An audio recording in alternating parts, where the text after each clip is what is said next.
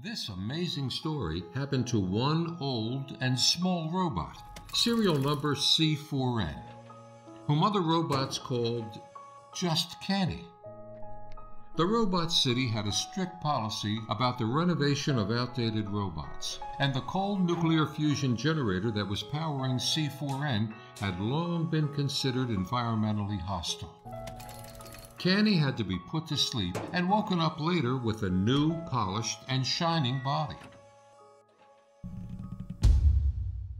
He did fall asleep and saw a very strange dream. Everything around him came to a halt and started to get covered with rust and moss, and wanted to run away, but couldn't move. He wanted to scream, but he barely had enough energy to squeak. Eventually, he woke up. What happened to the city of robots? Why did all the robots stop moving? Did anyone survive except him?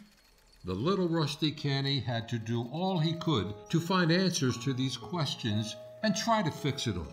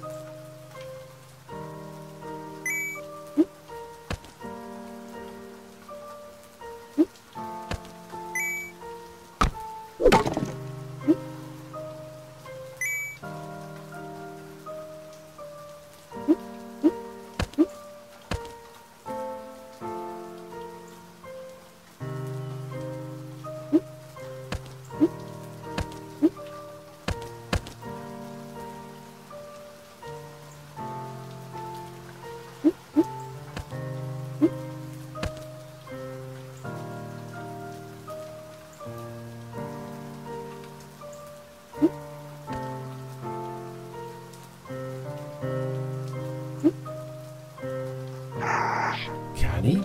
Is that you? Oh, mighty gear wheel, and I thought I would never see a living robot again. But how is it that you are still working? Solar cells? Why, of course. You must be the only remaining robot with such remarkable archaic modules. Well, 54 years have passed since that dark day, but I remember it as if it were yesterday. Everyone was going about their business when the great black wings appeared in the sky. The black wings of a dragon. Yes, yes, a real dragon. It was a vicious and relentless beast. It landed on the tower, clasped its claws around the crystal and crushed it. The crystal's enormous energy was released in a brilliant flash, and all life in our city stopped. And I am the one to blame. Yes, it is all my fault. After all, I was the watchman, and it was my duty to protect the crystal. But I failed. I myself can still move only because I am close to its ruins. Until now, I thought that I survived only as a punishment for my guilt. But now I see that together we have a chance to make everything right. After the crystal had been destroyed, 4 of 5 beams from the power sources are indeed broken, but the last, to the north, miraculously remains undamaged. If you could manage to start the standby generator in the basement, perhaps I could activate the teleport to the northern lands. Take my stick, it is the key to the basement.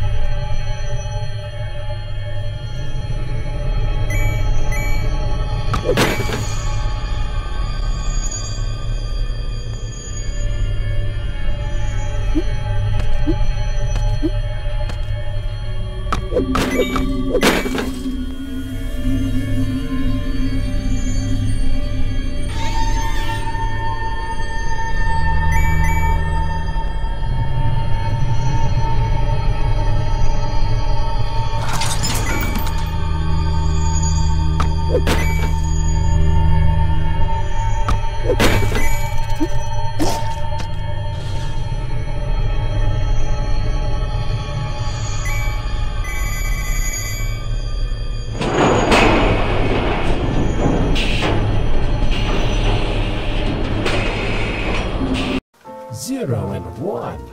Keni, you started the generator. No one knows what happened to the power stations in the provinces. Everything must have been completely eaten with rust there, but if we were able to repair those beams and focus them in the tower once again, we would have a chance to grow a new great crystal. You are a real robot, Keni.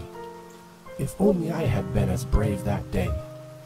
I will wait for your radio signal here, and good luck, my friend.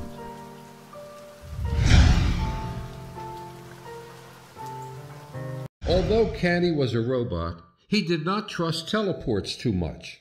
And though he seemed calm on the outside, deep inside he was afraid. However, dimensional transport of matter went off without a hitch. The northern province appeared to be a desolate but beautiful place. For a moment, Kenny even forgot why he had come here, when suddenly...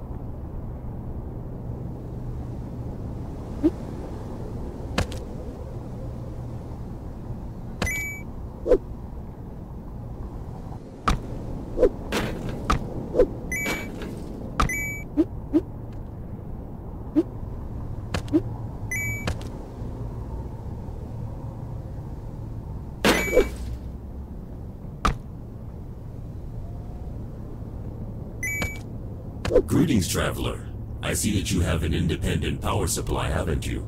After we had lost all means of communication with the city, I became a hermit and learned to extract energy from the world around us. Back then, I found a cave, and it revealed something to me. I found that everything around us, the earth, wind, and sun, is full of energy, but we just let it slip through our fingers like sand. Do you want me to teach you? I guess I can open up the cave for you. Once inside, you will discover its secrets for yourself. Yet in order to conduct the ritual, I will require a handful of crystals and a new electrolyte boiler.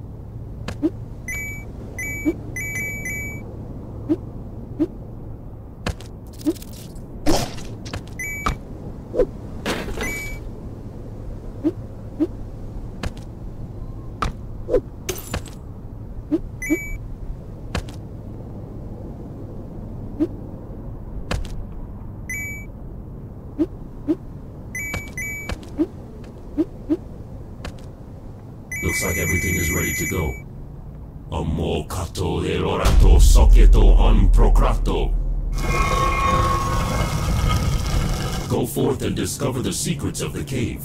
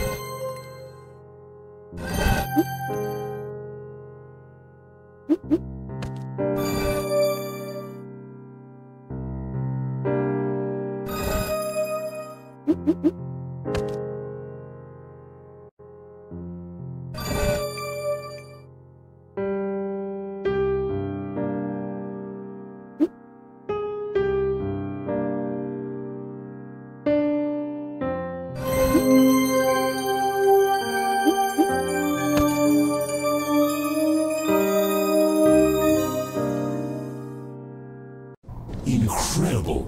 That's a brand new power module for the mountain base. I haven't seen anything like it for ages. It seems that the cave gives its visitors what they need the most. Venture forth towards your destiny, traveler, and I will ask the wind and sun to guide your way.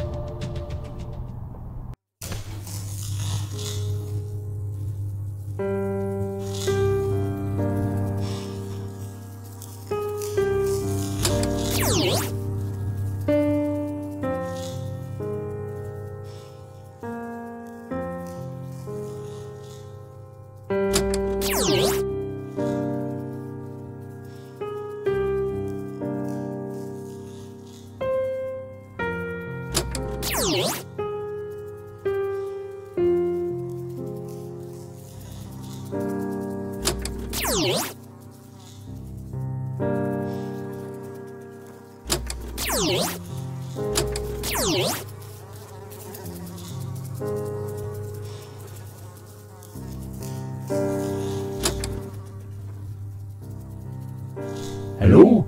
Can you hear me? Kenny, is that you? May I be eaten by rust? It worked.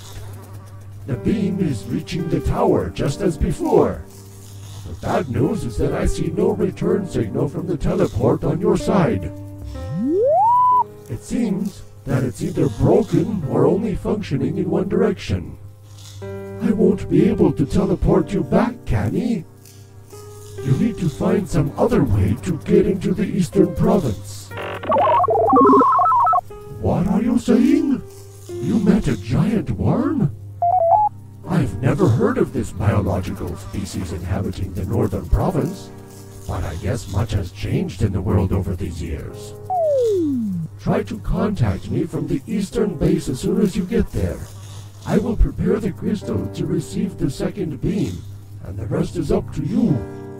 Be careful, Kenny. Like other robots of his class, Kenney was never equipped with any complex computational units. Scientific research was not included in his instructions. However, he remembered the knowledge of physics and aerodynamics from the original firmware quite well. Besides, Kenney has always dreamed of flying and spent a long time watching the birds up in the sky. He was not sure whether his idea would work, but there was only one way to find out.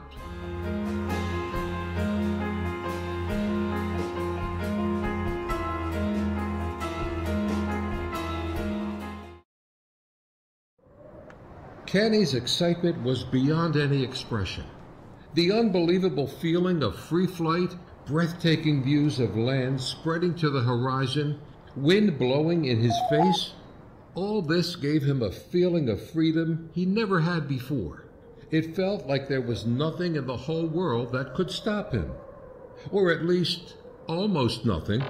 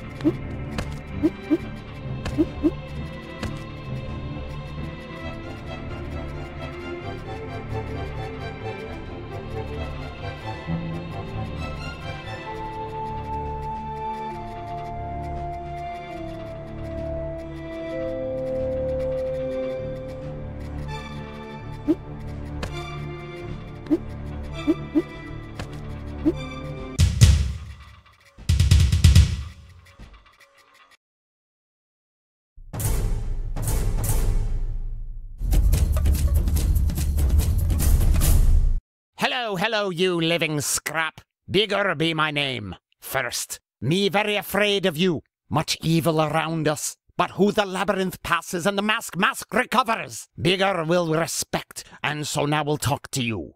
You be the first living scrap who I see with me own eyes. My father's father remembered metal scraps walking in the iron village alive. But now they all dead. Where be the iron village? Don't ask, won't tell. Dangerous there. Bigger don't go there, and don't let his people go. Matumba lives there. Big as a mountain, and loud as thunder. Matumba be very angry, likes no one at all.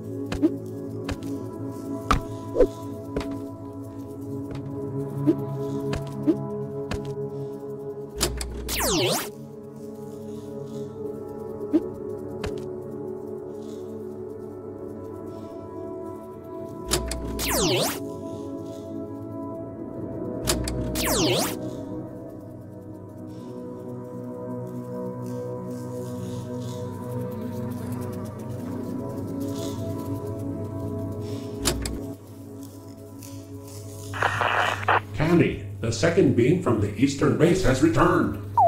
I repeat, the eastern beam is back. Well done. Well done indeed. What? Maybe it was just a giant gorilla?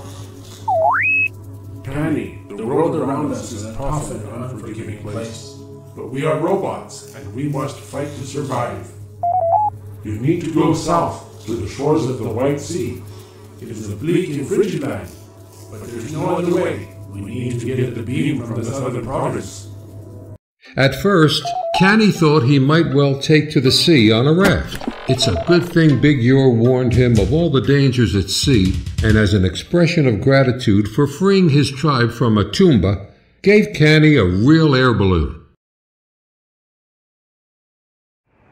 As any self-respecting robot, Kenny did not feel cold, but seeing the icebound shores of the White Sea willy-nilly gave him the shivers.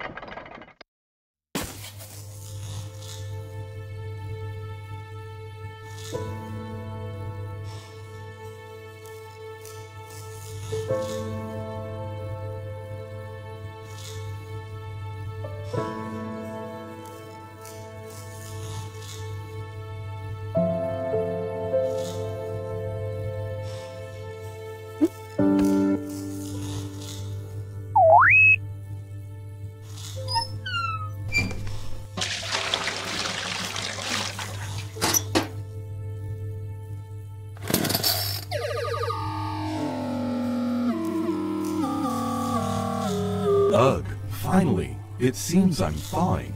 Thanks, mate. Who are you and what's your name? I am Erasmus, but you can call me Rusty. I was designed specifically for such an Arctic environment and equipped with an autonomous power generator. The problem is it won't work without fuel. And I've already burnt everything that could burn. Wow, you have the power gear. With it, the beam can be reactivated. I'll help you, mate. After all, 2 pairs of robot arms are better than 1.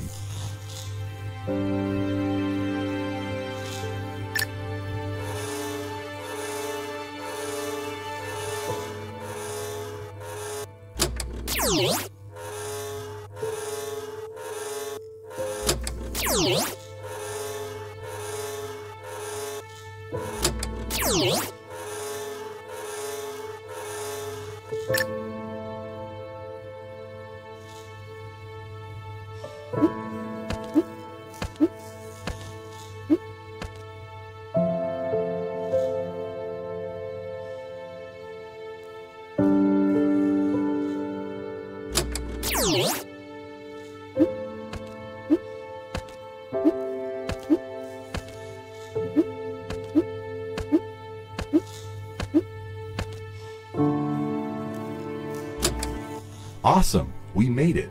Too bad I'm almost out of fuel and won't be able to assist you further. Good luck, mate! I very much hope robots will come to life again. Have you and the Keeper already figured out how to neutralize the red-eye effect? You've never heard of it? But it's the main reason. Kenny, can you hear me? We've got the 3rd beam. You are doing exceptionally well. What are you saying? I can see all right, but I can't hear a thing you say. Perhaps the microphone or transmitter on your side is damaged. You have to move on the western provinces. I know, it's no easy task, but the fate of all robots is at stake. You will succeed, Kenny. You must succeed. Another 100 miles of snow-covered land lie between Kenney and the western province, and though there were enough vehicles on the base to cover the distance in a couple hours, without fuel they were merely a heap of junk. Yet, Kenney was not an ordinary robot, and in his hands, even some scrap could turn into something useful. By the end of what seemed to be an endless journey, ice gave way to the misty marshes of the western province. Kenney was never fond of postcards with pictures of the marshes. He knew that robots have no fear, but this knowledge alone did not make this place less eerie.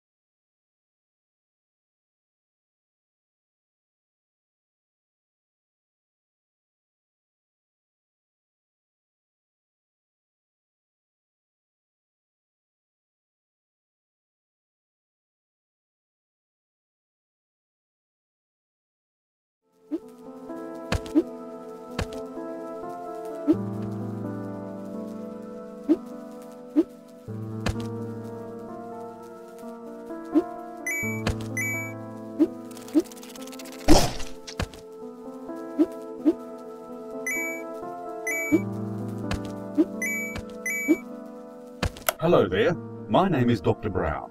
In order to overcome the power crisis, we created a laboratory where we're going to conduct a series of experiments to study the properties of power crystals, drawing the energy from the outside world.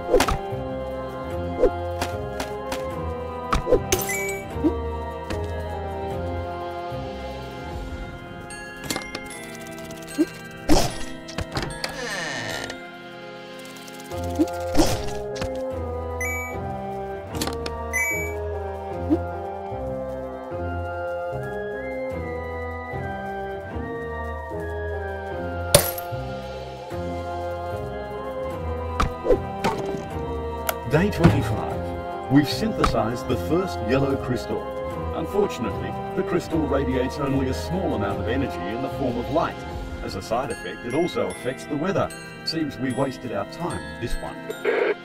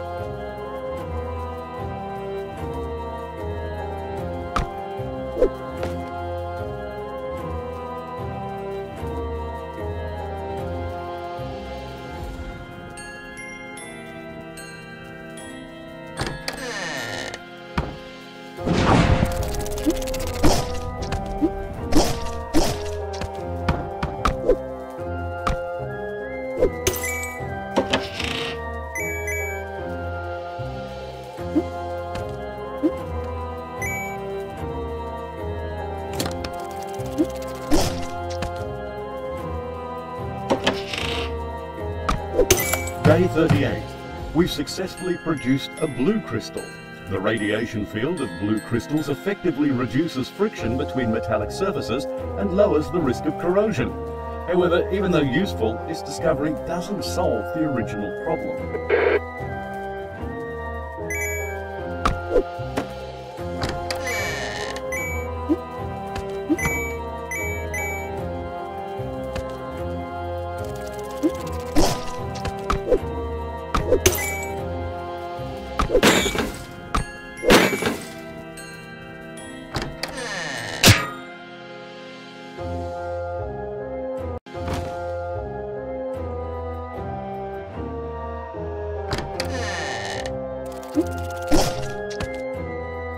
Day 25. We've synthesized the first yellow crystal. Unfortunately, the crystal radiates only a small amount of energy in the form of light. It also affects the weather. Seems to be this one.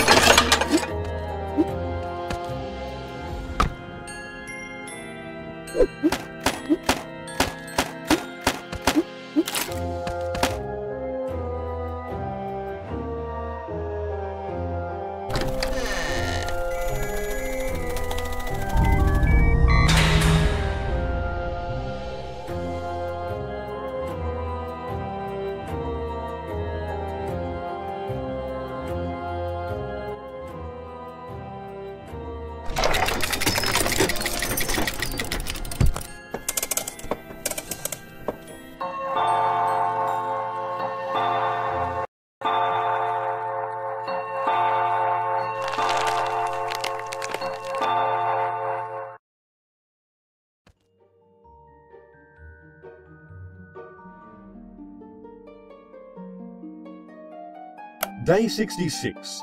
We have fused a beautiful red specimen. The crystal radiates intense energy, which is highly suitable for transmitting over long distances, and thus may be used for data transfer. It's too early to rush to any conclusions, but it seems to be just what we need.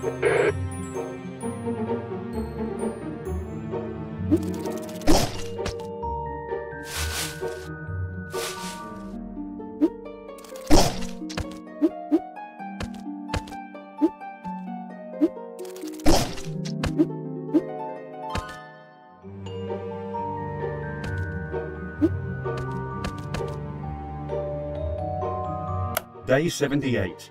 Red crystal's performance indicators under load are incredible. The process of remote transmission of energy is stable. Apart from that, the crystal proved to be an effective data carrier.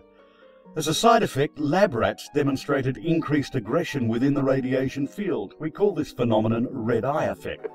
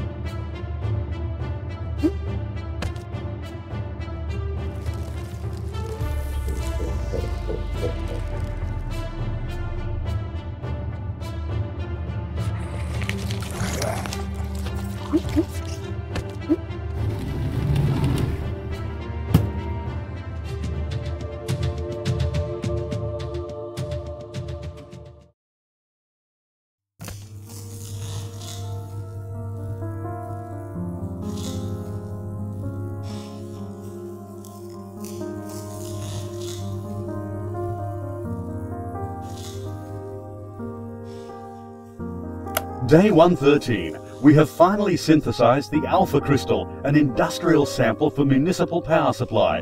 To operate power transmission, we created K1PR, a robot with an enhanced computational unit.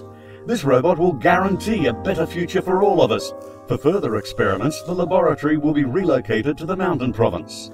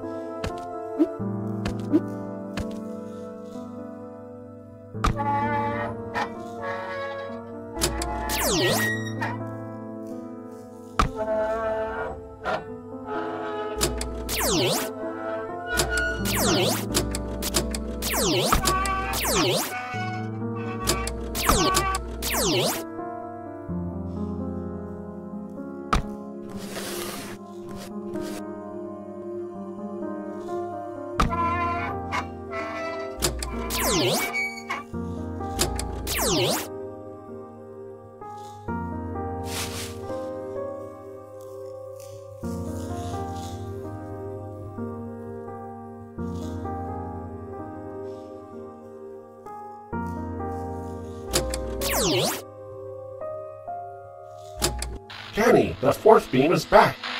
Wait a second, we've got a problem.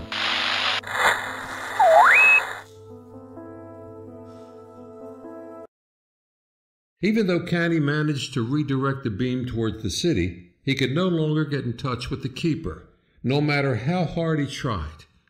In the end, he had no other choice but to venture forth to the last power station inside the crater of the dormant volcano. Kenney had never been prone to superstition, but now he felt nothing but deep unease. He was on the brink of unraveling a mystery, something that a little rusty robot just wasn't supposed to know. For all that, Kenney was full of determination to walk this road to the end.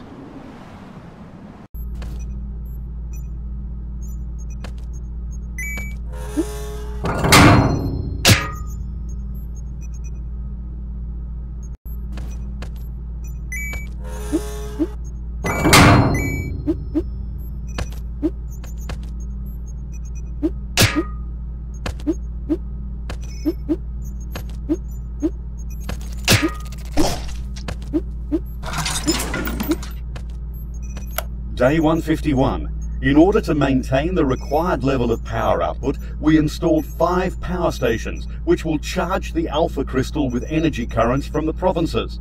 On top of that, we finally created the initial batch of robots, who volunteered to replace their outdated generators with crystal radiation receivers.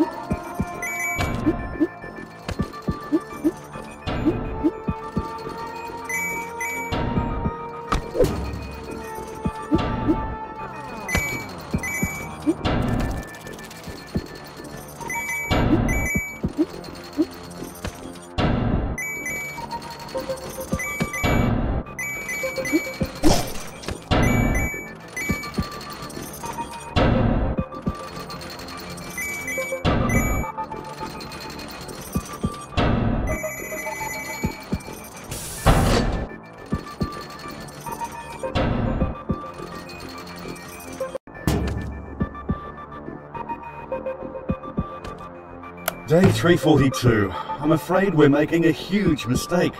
The red-eye effect appears to be much more dangerous than we could imagine. Cases of animal aggression towards robots become ever more frequent.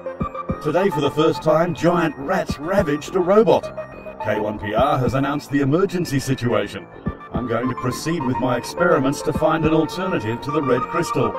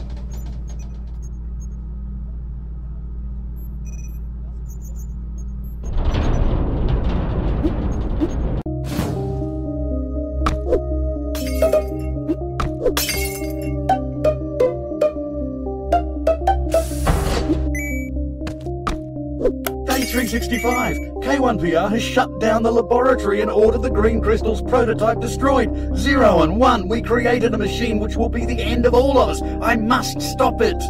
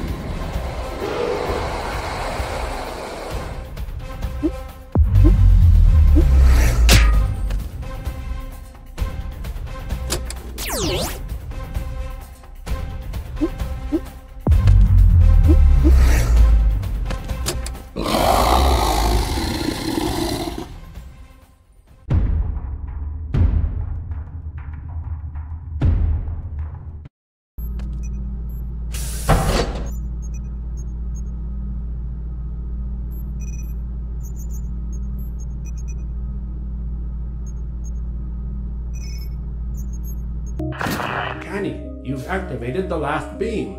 We've triggered the fusion process. What? The dragon is still alive and flying towards the city? We have to hurry. I'll need all the energy I can get, so I'll turn off the communicator for now. Teleporter will be activated in 2 minutes. I wouldn't know how fast this monster can fly, but let's hope for the best. Day 366. I've decided to take desperate measures. During the experiments, I've already noticed how animals mutate upon contact with alpha gears. To stop K1PR, I shall create another monster who will destroy the alpha crystal once and for all. Oh no! Mutation's going out of control! Somebody hold him down!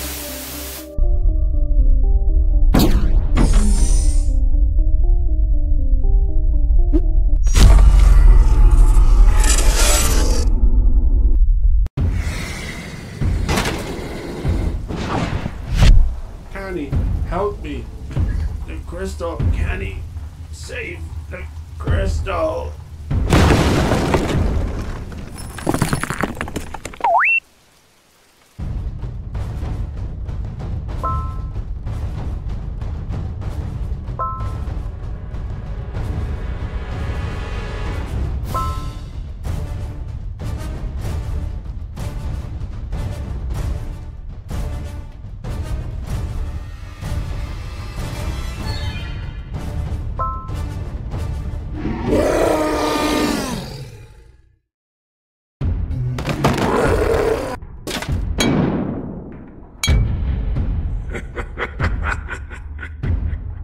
Kenny, you have no idea what kind of power I hold. I've never felt so alive. What? The red eye effect? A mere fable made up by that lunatic Dr. Brown. Nature has always been hostile to us robots. Can't you see that? You have almost met your fate in the claws of that monstrous creature. Our only chance to survive is to wipe out all biological species.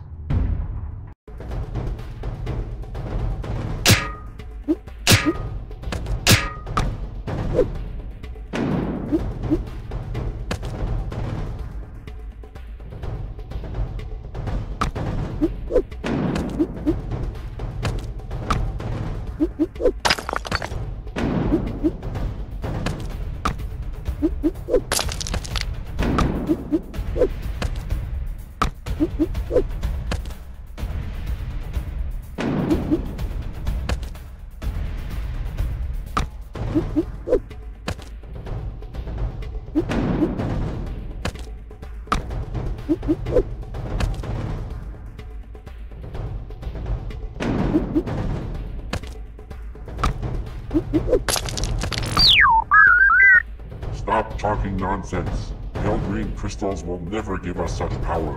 Our strength lies in unity and centralized control. Ha ha ha! You pathetic tin can. Your crazy talk is getting me weary.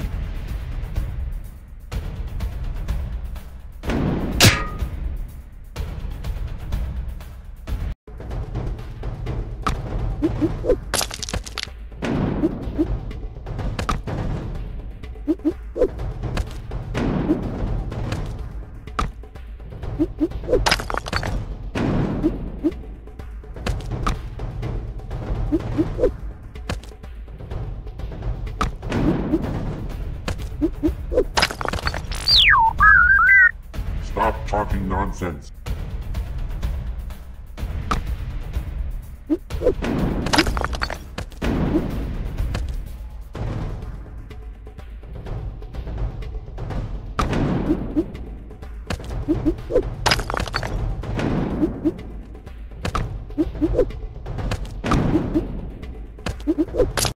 In honor of your past endeavors, I'm not going to melt you down. I will take your insides out and then put you in a museum where you belong. We'll make you a hero that you are. Take him down.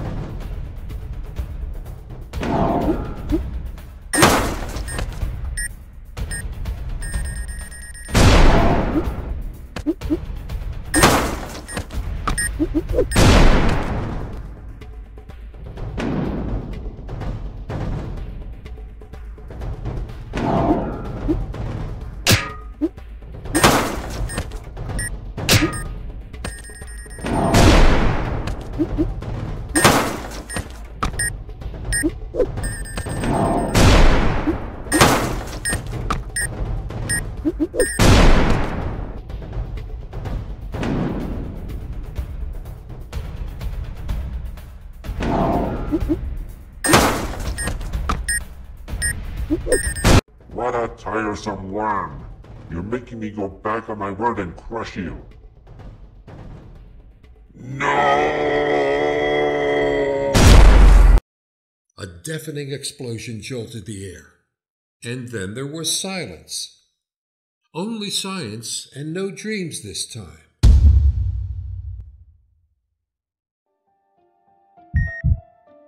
Suddenly, Kenny felt a strange tingling sensation deep inside. This warm feeling was slowly overwhelming his whole body. The green crystal was, miraculously, still inside his body, and now was filling him with something he had never known before. Kenny was discovering the world around him all over again. Its breathing, its harmony, and the music of its existence. And for the first time in his life, he was a part of it.